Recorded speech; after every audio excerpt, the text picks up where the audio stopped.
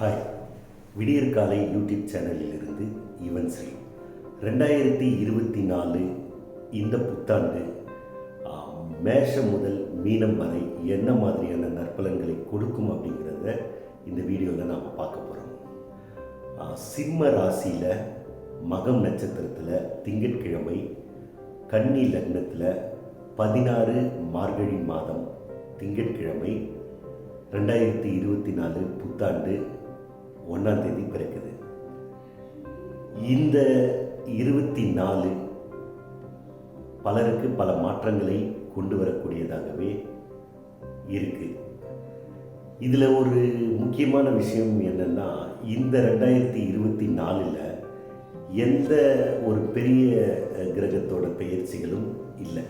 கோச்சார பெயர்ச்சிகளும், அதாவது சனி 2.5 வருஷம் பெயர்ச்சி ஆகும், அது இந்த வருடம் இல்லை. ராகு 1.5 வருடம் பெயர்ச்சி ஆகும், அதுவும் இல்லை, அது இப்போ தான் முடிஞ்சது. ஸோ இந்த 2 பெரிய மாற்றம் இந்த வருடம் இல்லை. அப்படிங்கிறதுனால உங்களுக்கு இதுவரைக்கும் நீங்கள் இந்த சனினாலேயோ இல்லை ராகுனாலேயோ என்ன மாதிரியான பலன்கள் நீங்கள் அனுபவிச்சுட்டு இருந்தீங்களோ அந்த பலன்கள் தான் தொடரும். ஏப்ரல் மாதம் இறுதியில் மே மாதம் 1ஆம் தேதி குரு பெயர்ச்சி மட்டும்தான் இருக்குது. இந்த குரு பெயர்ச்சி ஆகிறதுனால உங்கள் வாழ்க்கையில் சில மாற்றங்கள் வரும்.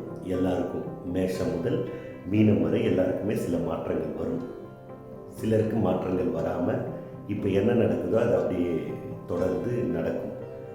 சனியினால் ஏற்படக்கூடிய பலன்களும் ராகுனால் ஏற்படக்கூடிய பலன்களும் இப்போ நீங்கள் என்ன உங்களுக்கு நடந்துக்கிட்டு இருக்கோ அதுதான் கண்டினியூ ஆகும். இந்த குரு பெயர்ச்சினால சில சின்ன சின்ன மாற்றங்கள் தான் ஏற்படும். இப்போது இந்த வீடியோவில் நாங்கள் சொல்கிற பொதுவாக இந்த குரு பெயர்ச்சி, ராகு கேது பெயர்ச்சி, சனி பெயர்ச்சி இதெல்லாமே கோச்சாரத்தின் அடிப்படையில் தான் சொல்கிறது. இது எல்லாருக்கும் 100% நடக்கும் அப்படின்னு சொல்லிட முடியாது. நாங்கள் சொல்கிறதுல ஒரு 20%, 30% தான் நடக்கும்.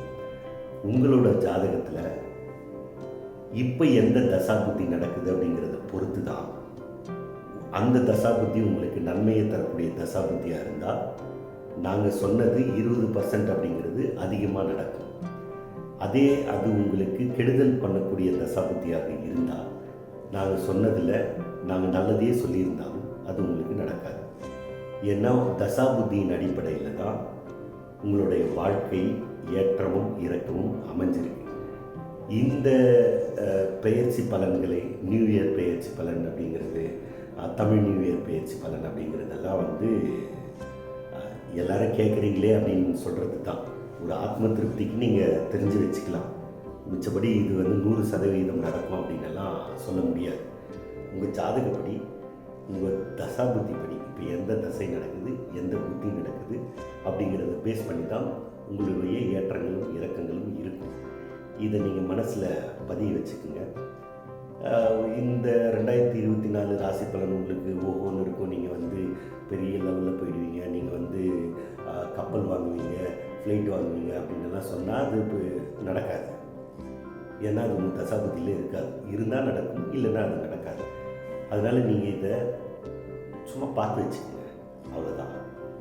இதில் இவர் இப்படி சொல்லிட்டாரு அதனால் இது நல்லாயிருக்கும் அப்படின்லாம் நினைக்காதீங்க.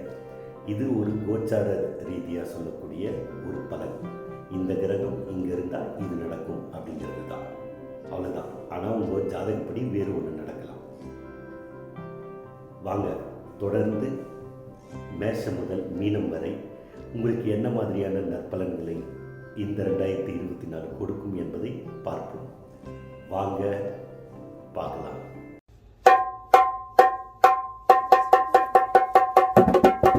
கடக ராசிக்காரர்களுக்கு 2024ஆம் வருடம் இந்த புது வருடம் என்ன மாதிரியான பலன்களை கொண்டு வரும் என்பதை பார்ப்போம். என்ன மாதிரியான பலன்களை கொண்டு வரும் அப்படின்னா, பொதுவாக எல்லாரும் அது நடக்கும், இது நடக்கும், ஆஹான்னு இருப்பீங்க, ஓஹோன்னு இருப்பீங்க அப்படின்லாம் சொன்னாங்கன்னா நம்பாதீங்க. அதெல்லாம் நடக்கிறதுக்கான வாய்ப்புகள் மிக மிக மிக மிக மிக மிக குறைவு. காரணம் என்னென்னா, உங்களுக்கு இப்போ அஷ்டம சனி நடக்கிறதுனால கடக ராசிக்காரர்களுக்கு நன்மைகள் அதிகமாக நடக்கிறதுக்கான வாய்ப்புகள் இல்லை.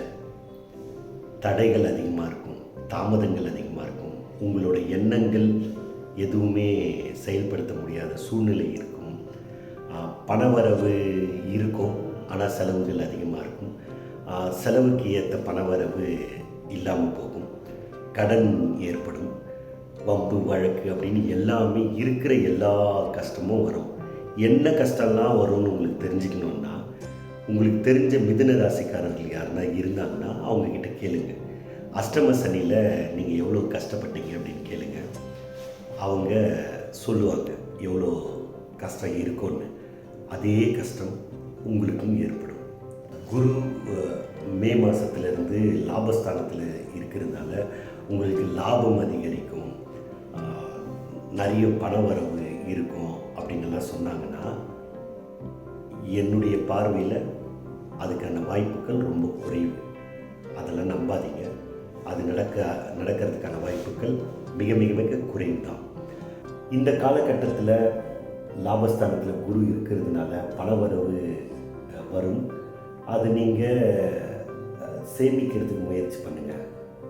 அதற்கான வாய்ப்புகள் ரொம்ப ரொம்ப குறைவு. இருந்தாலும் முயற்சி பண்ணி பாருங்கள். அகலக்கால் வைக்காதீங்க, அதிகமாக செலவு பண்ணாதீங்க. புதுசாக தொழில் ஆரம்பிக்கலாம் அப்படின்னு முயற்சி பண்ணாதீங்க. இந்த வேலையை விட்டுட்டு வேறு ஒரு வேலைக்கு போகலாம் அப்படின்னு நினைக்காதீங்க. அங்கே போனால் அது கொடுக்குறாங்க, எனக்கு அவ்வளோ காசு கொடுக்குறாங்க, தங்கறதுக்கு இடம் கொடுக்குறாங்க, சாப்பாடு கொடுக்குறாங்க, எனக்கு பிரச்சனையே இல்லை அப்படின்னெல்லாம் நினச்சி நீங்கள் போனீங்கன்னா, இங்கே நீங்கள் எவ்வளவு கஷ்டப்படுறீங்களோ அதை விட பல மடங்கு அதிகமான கஷ்டம் நீங்கள் அங்கே படுவீங்க. அதனால் வேலை மாற்றத்தை ஒரு 3 வருஷத்துக்கு நீங்கள் யோசிச்சுன்னு பார்க்காதீங்க. சைலண்ட்டாக இருக்கிற இடத்துலையே இருங்க, அந்த வேலையே செய்யுங்க. புதுசாக வீடு கட்டுறன்னு முயற்சி பண்ணாதீங்க, மாட்டிப்பீங்க, கடன் அதிகரிக்கும், அதனால் மன வருத்தம் ஏற்படும். ஏதாவது வழக்கு போட வேண்டிய சூழல் வந்ததுன்னா, நான் எதாக இருந்தாலும் நான் கோர்ட்டில் பார்த்துக்கிறேன், நீங்கள் வாங்க கோர்ட்டில் பார்த்துக்கிறேன் அப்படின்லாம் வீராப்ப பேசாதீங்க. பிரச்சனை உங்களுக்கு தான் அதிகமாகும். ஏண்டா கோர்ட்டுக்கு போகணும் அப்படிங்கிற மாதிரி பிரச்சனைகள் வரும். அதனால் வம்பு வழக்கு எதுனா வந்ததுன்னா தள்ளி போக பாருங்கள்.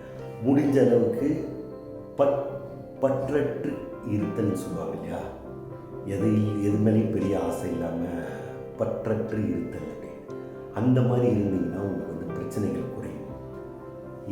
வாங்குகிற சம்பளத்துக்கு செலவு பண்ணுறோம், காசு இருந்தால் செலவு பண்ணுறோம், இல்லைன்னா இல்லை அப்படிங்கிற மாதிரி இருந்தீங்கன்னா உங்களுக்கு ஏற்படக்கூடிய மனவலி வந்து குறைவாக இருக்கும். அப்படி இல்லை அப்படின்னா மனவலிகள் வந்து அதிகரிக்கும். இந்த 2024 கடக ராசிக்காரர்களுக்கு மிகச்சிறந்த மாற்றத்தை எல்லாம் தராது. அது கொடுத்தா எந்த மாதிரி மாற்றமாக இருக்கும்னா, இதுவரைக்கும் கஷ்டப்படாத நீங்கள் இப்போ கஷ்டப்படுவீங்க. இதுவரைக்கும் உங்களுக்கு வந்து ஒரு 100 ரூபாவோட வேல்யூ தெரியாதவங்களுக்கு இனி 10 ரூபாவோட வேல்யூ தெரிய வரும். ஒரு பொதுவாக சனி பெயர்ச்சி 7.5 வருஷம் சொல்லுவாங்க இல்லைங்களா, அந்த 7.5 வருஷம் நடக்கிற கஷ்டங்கள் இருக்குல்ல, அந்த 7.5 வருஷத்தை அப்படியே கம்ப்ரெஸ் பண்ணி 2.5 வருஷமாக கொடுத்தா எப்படி இருக்கும்? அடுத்தடுத்து கஷ்டமே வரும். அப்படி தான் இருக்கும். அதுக்கு தயாராகிடுங்க. அந்த வீடியோவில் அப்படி சொன்னாங்க, அவர் அப்படி சொன்னார், அவர் உன்னை விட பெரிய ஆள், அவர் வந்து அவ்வளோ பெரிய ஆள் அப்படின்னெல்லாம் நீங்கள் நினைக்காதீங்க. நினச்சிங்கன்னா நீங்கள் தான் ஏமாளியாக போவீங்க, ஏமாந்து போவீங்க. அதனால் பற்றற்று இருத்தலை பழகிக்குங்க. நன்றி, வணக்கம்.